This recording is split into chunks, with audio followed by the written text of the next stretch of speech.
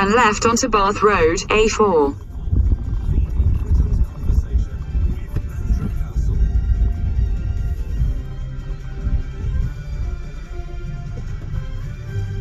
Good morning to you. It's 3 minutes past 7, Sunday the 18th of April. Hope you're very well. Lovely yesterday, wasn't it? The sunshine. Windsor Castle looked amazing. Obviously the funeral of Prince Philip. We'll have a quick look at that. The papers at around about 25 past 7. I'll take you through all of them. But obviously pictures of the Queen sitting alone in the chapel and mourning her loss. Nations lost, her family's lost. That's dominated the front pages of the newspapers. Always happy to take your thoughts on that. Continue on A4 for 2 miles. Did you watch yesterday afternoon? I have to be very frank with you on this. I felt stuck that we were intruding, but I know it's the royal family in Halifax, and all that.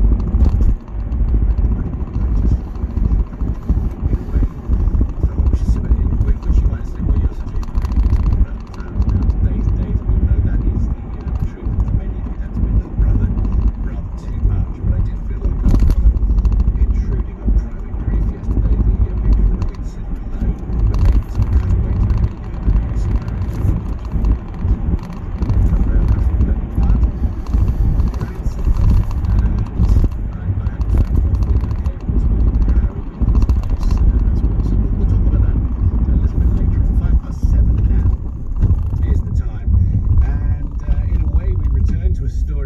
just going to be around. You know, when you put these running orders together, where you think, well, what should we talk about today? You know full well that as soon as they say there is a variant under investigation or a variant of concern, then you feel like they're going to use this as the stick to beat us and to keep us under control.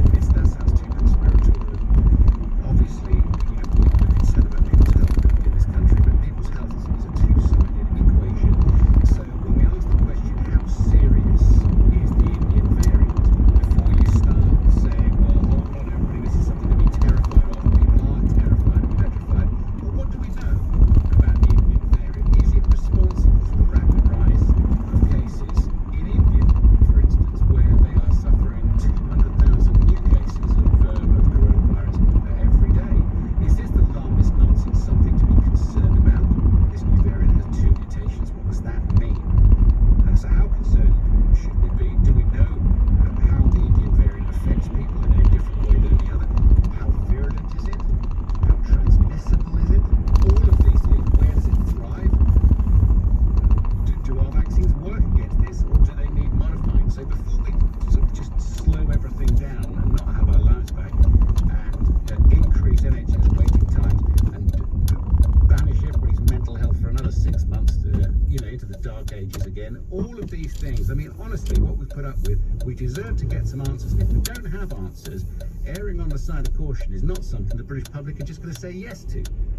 0345 6060 973. How concerned are you about this new variant that we hear about? How concerned should we be? As ever, we turn to experts to help us make our own personal decisions. Dr. Deepti Gurdasani is with me, clinical epidemiologist at Queen Mary, University of London. Dr. Gurdasani, great to have you with us once again. Thank you. How concerned should we be about the Indian variant? The Indian variant is concerning. It's been linked to rises in cases in India. We're seeing exponential rises there. We know we're seeing about more than 200,000 cases a day. It's possibly more transmissible and possibly can escape vaccines as well. So that's based on work that's been done in the laboratory based on 2 mutations within it. We don't have epidemiological data from India on this yet to tell us the level or how increased transmissible it might be or to what level it might escape vaccines yet. So there is a lot of uncertainty around it, but uncertainty doesn't mean that there's no risk, and that's something we need to remember. No, but of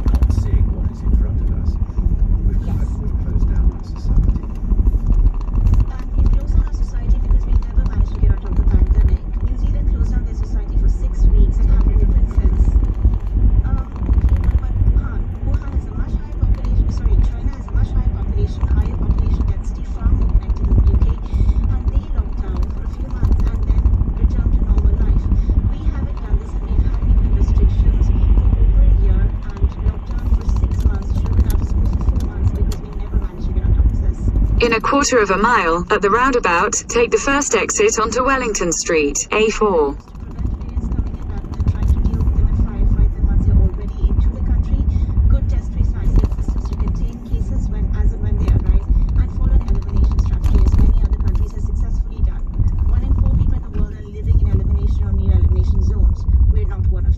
So you think that we should try to eliminate COVID completely? You think that's a possibility, I should say?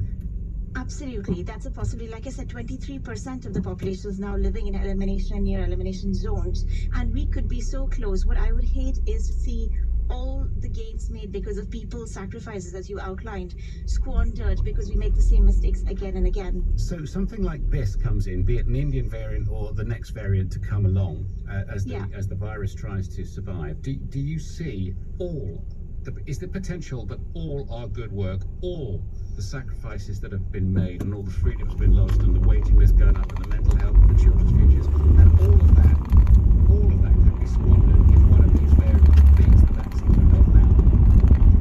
It's possible. I mean, just look at what's happening in Europe now. The surges in Europe are because of the so-called Kent variant that got exploded there. This completely changed the shape of the pandemic. So it's not... Exit the roundabout onto Wellington Street. Continue on A4 for 2 miles.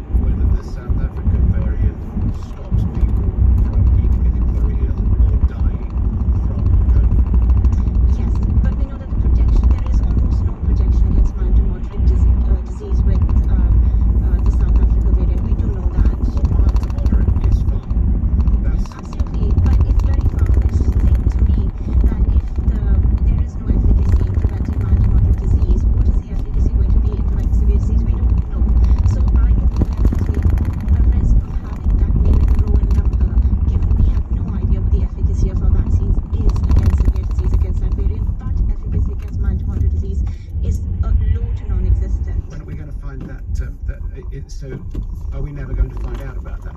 No, we're not, because South Africa stopped using that vaccine because they were concerned, and the trial was considered unethical to continue because there were other alternatives. Because obviously, if you don't see that efficacy against multi-modal disease, and you don't want to continue a trial based on that. So we won't know. Well, it's been shocking to talk to you. Before we end, I just want to say that right now, African variants, again, all our vaccines are highly effective against it. So please, if you are offered a vaccine, do take it. And I'm not discouraging anybody from taking vaccines. I just want to make that very, very clear. Thank you very much indeed. Dr. Dipti Kudasani, clinical epidemiologist. Queen Mary. Paul Charles is the chief exec at the PC agency and co-founder of Save Our Summer campaign, Fox Communications director for Virgin Atlantic as well. Hello, Paul. Morning. Good morning, Andrew. Well, this sounds terrifying, doesn't it? Dipti always does that to me, Dr. Dipti Kudasani. I mean, it is a worry, isn't it? I mean, some of the stuff that she was saying there, some of the concerns around South Africa and whether it protects the South African variant, or whether it protects us, sort of full-time from terrible disease and possibly death. And now these Indian variants as well. Every time I speak to Dipti, she makes me feel that way. How do you feel? I must say it was an excellent interview to listen to, Andrew, but I'm afraid that there's always caution and there were lots of possibles peppered throughout those answers. And of course, she knows her stuff, but there are so many possibles and the data isn't clear yet. And there's one thing that said was absolutely right about ensuring there was effective test, trace, and isolate. And this is something that comes up time and time again and has done over the last year. If we got that right in this country, then we would be able to ensure that life can carry on and we get the balance right between stopping variants coming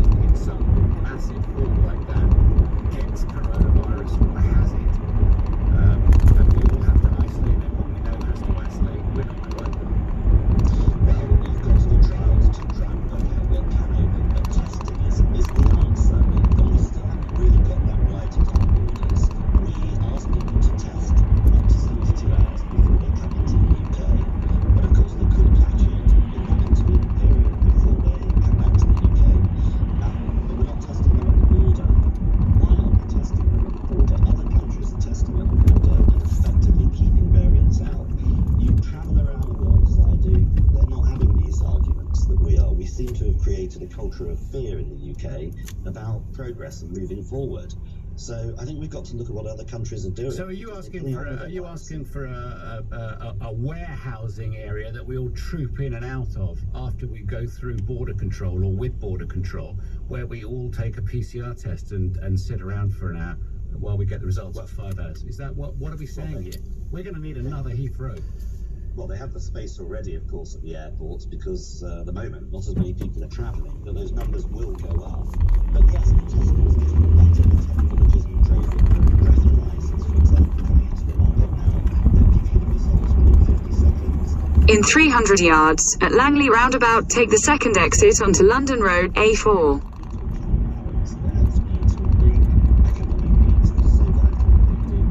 Good speaking with you. Thank you, Paul Charles. He's Chief Executive of PC Agency, co-founder of the Save Our Summer campaign. 16 minutes past 7 is the time. Should we be about the Indian variant, or rather like with the COVID passports, are you just fatigued? I don't want to hear, but you see, closing your ears to something doesn't mean it goes away. If this Indian variant is a problem, or if there is another thing like this out there waiting to get round our defences, hard to introduce, that would be tragic. 6067973. That's what that is. Well, yes, if you like no other. I just wonder whether you felt Exit the roundabout onto London Road. Queen yesterday. Did you feel that you were intruding on a private grief yesterday with the funeral of the Duke of Edinburgh? I certainly did. I mean, the whole thing was absolutely spectacular. The music was beautiful. Lots of it wasn't there as well, but beautifully done, and the way the music was floating through from one end to the other. Continue on A4 for 6 miles. Wearing masks, seeing them was just awful. I mean, just awful. Totally enough, haven't you? Before I flash saw the funeral of the Duke of Edinburgh yesterday, 7/17, with Chris Husband, please. The Czech Republic is linking the two suspects wanted in connection with a Salisbury nerve agent attack with an explosion at an arms depot in the country 4 years earlier. Thousands of football fans in England will head to a match for the first time in a year later. The government trials taking place at Wembley Stadium. The royal family will continue an official period of mourning for the Duke of Edinburgh this week, despite the national one coming to an end this morning. The weather cloudy with occasional rain or drizzle in parts of the northwest of the UK. Sunshine with light winds and a spring high of 14 degrees.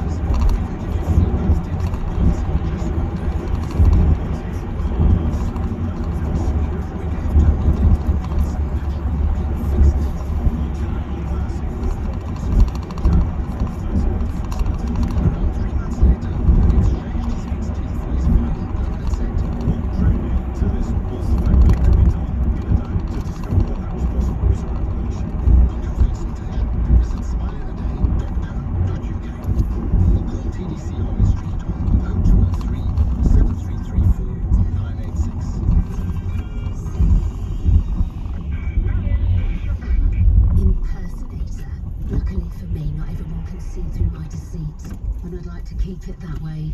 That's why I don't want you to sign up to...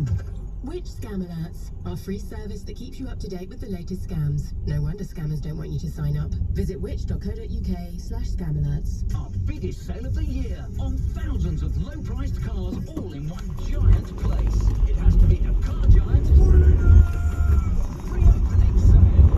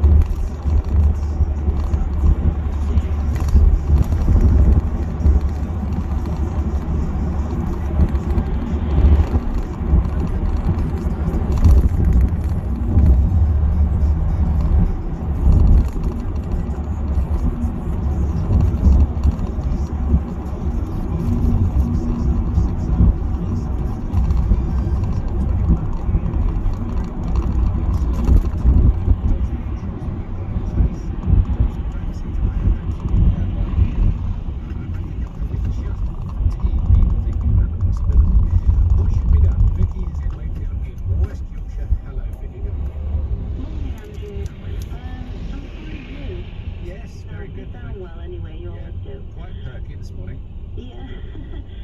Well, I've just woken up and I just had to ring in. When is all this going to end? It's not.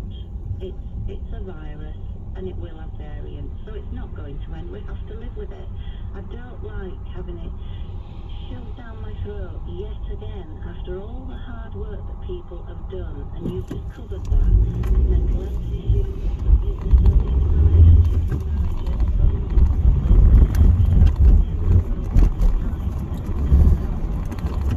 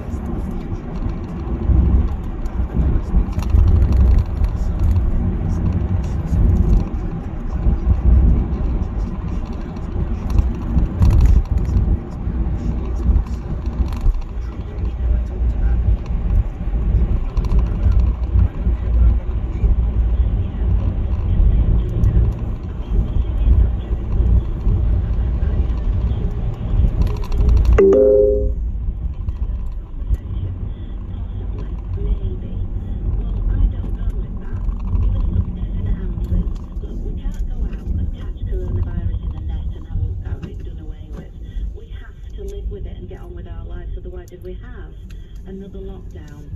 This country, and it's finished. I mean, we're moving out of the UK, and this, the way this is being handled, can we just put life on another case where we fit as soon as we can? It does appear, doesn't it, every time there's a possibility of something negative being around. And yet the news out there, and you know, I'm guilty of this on my own program, I don't speak for others, you know, there is a latching between fear I'm just desperate for some positivity.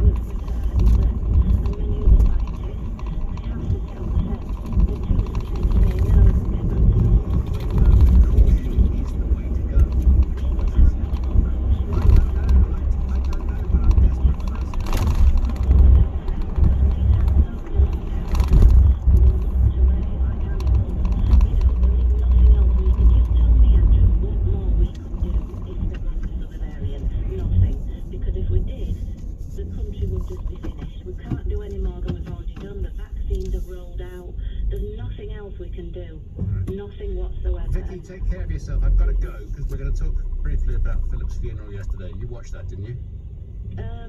No, I didn't, because I feel like you put it very well. It was an intrusion. Okay, Vicky, good to speak with you. Thank you very much indeed. Well, an intrusion, but a national event certainly. It is on the back.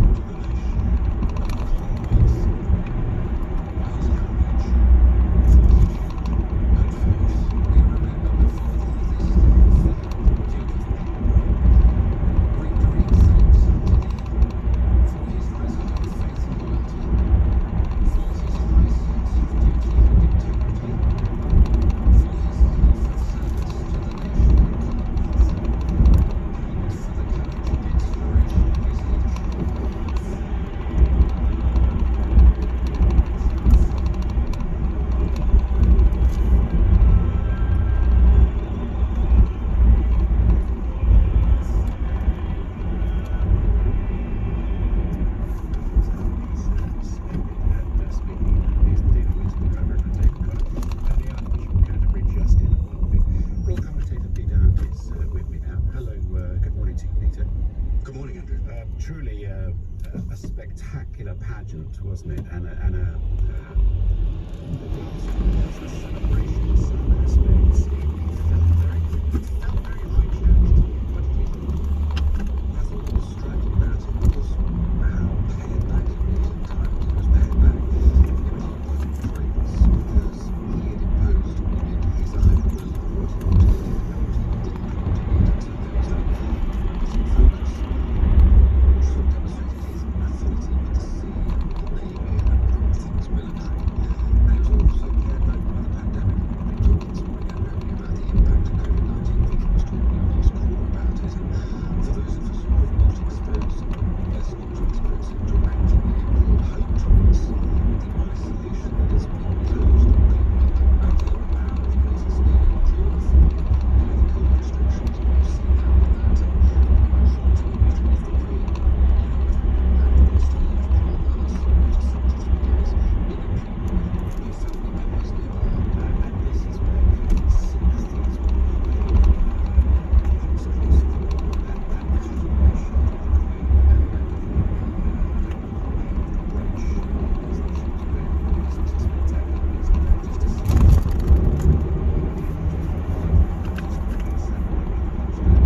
it. Well, I guess it's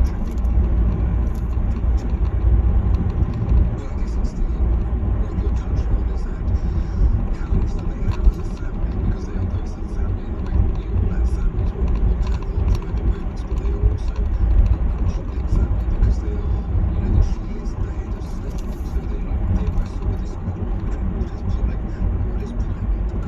They could have had the funeral private, but they made a decision, as did Prince Philip actually, his son, as sort of convincing this funeral back in 2003, they made a decision that it should be public, and I suspect East, because they had been very struck at the fact the reaction of the public to Prince Philip since he died in his funeral.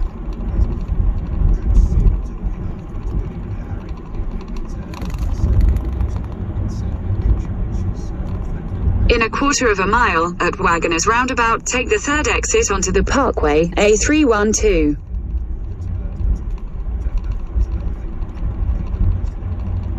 Yes, the best version of it, but the caution would be that once swallowed is not a similar thing, because if we go back 1 hour within the chronology of yesterday, they did not walk behind that funeral side by side, but the cortege as Philip's coffin was drawn, Land Rover hearse that he helped in the design of, and they could have done, if they had wanted to, they could have insisted on it.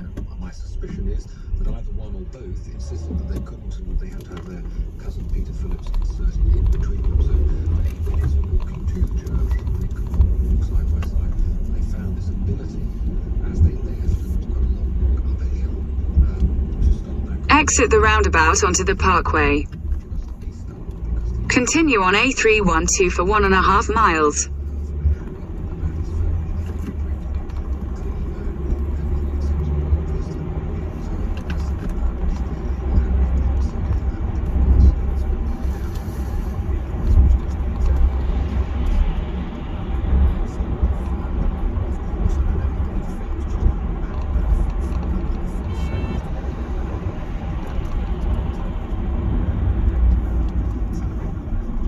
Thank you for your observations. That's been and that's 7:32. Back to the, as some people would have it, the seedy and sleazy world of politics. The front page of the Observer. Act now on Sleaze crisis or lose red wall votes. Johnson warned. Who by? A senior Tory. I'll tell you who, and in what context. In just a second. 7:32 in the news with Philip Christopher. His claims some NHS trusts in England could take up to 5 years to clear the backlog caused by the coronavirus pandemic. NHS provider says the number of postponed operations is the highest it's seen in 20 years. In response, the Prime Minister says the government is determined to deal with the problem. Football fans will have the chance to watch a match later as part of a government trying to allow spectators back to live events. 4,000 people will be at Wembley Stadium in London for this evening's FA Cup semi-final between Leicester City and Southampton for the first time in a year. North Hungary will continue an official qualifying for the G20 until Thursday, despite the national holiday in half an hour at 8 o'clock this morning. Yesterday's Samuel Samantha, that's his way of chatting to